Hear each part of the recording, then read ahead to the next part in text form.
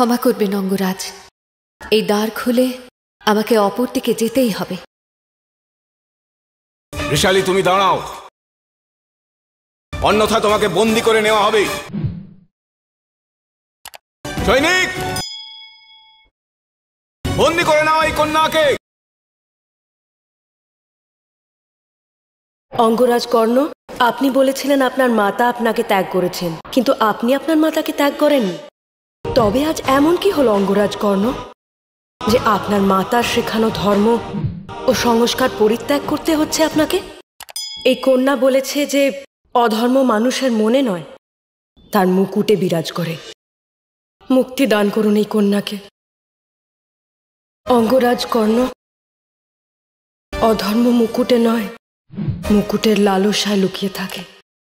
আপনি আবার আপনার লালসাকে কর্তব্যের নাম দেননি তো অঙ্গরাজ? অর্জুনের সঙ্গে প্রতিস্পর্ধা করতে পারবে না, তাই তাকে সহায় করে প্রতিষ্ঠা প্রাপ্ত করতে চাইছো তুমি। এত বড় লাঞ্ছনা করলে তুমি মিত্র? যদি আপনার আমার অভিপ্রায়ের উপর সন্দেহ থাকে, আমি এই প্রতিজ্ঞা করছি যে পরিস্থিতি যেমনই হোক না কেন, আমি কখনোই অর্জুনের কাছে আমার জীবন ভিক্ষা করব না, আর তাকেও কখনো জীবন দান দেব না।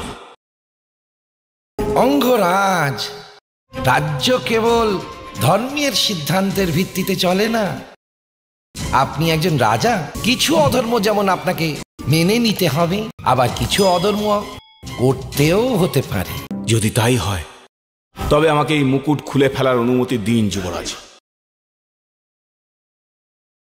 আজ আমার এমন মনে হচ্ছে যুবরাজ, আপনি যে ধর্ম করছেন তা আপনার প্রতি হওয়া সব অন্যায়ের প্রতিশোধ। আপনার হয়তো তা করার অধিকার আছে, কিন্তু আমি যদি আপনার অধর্মের পথে আপনাকে সাহায্য করি, তবে হয়তো এই মুকুটের লোভে আমি তা করব। আমি সে পাপের ভার বহন করতে পারবো না। আমি অঙ্গরাজ থাকতে চাই না, আমি সেই সামান্য রাধেয় হয়ে থাকতে চাই। আমাকে ক্ষমা করবেন। আমার সকল উপকারের এই প্রতিদান দিচ্ছ তুমি, সুতপুত্র, সুতপুত্র। আপনি ক্রোধিত হবেন না মিত্র, আমি আজীবন আপনার কবচ হয়ে থাকব। আপনার এক আদেশে আমি শতবার মৃত্যুবরণ করে নেব, কিন্তু আপনার সেবা করার জন্য আমার রাজা হয়ে থাকার প্রয়োজন নেই। মহারথী কর্ণ, আপনি কেবল মিত্রতার বন্ধনেই আবদ্ধ। রাজ্যের ভার থেকে আপনি মুক্ত। আপনি এগিয়ে যান। প্রণিপাত। প্রণিপাত। মামাশ্রী, বাছা রে বাছা আমার, তলোয়ারকে যুদ্ধের পূর্বে শান দিতে হয়। প্রতিদিন তাকে পাথরে বারবার ঘষলে সেই তলোয়ার এতটাই ক্ষয়প্রাপ্ত হয়ে যায় যে যুদ্ধের সময় চূর্ণ হয়ে যায়।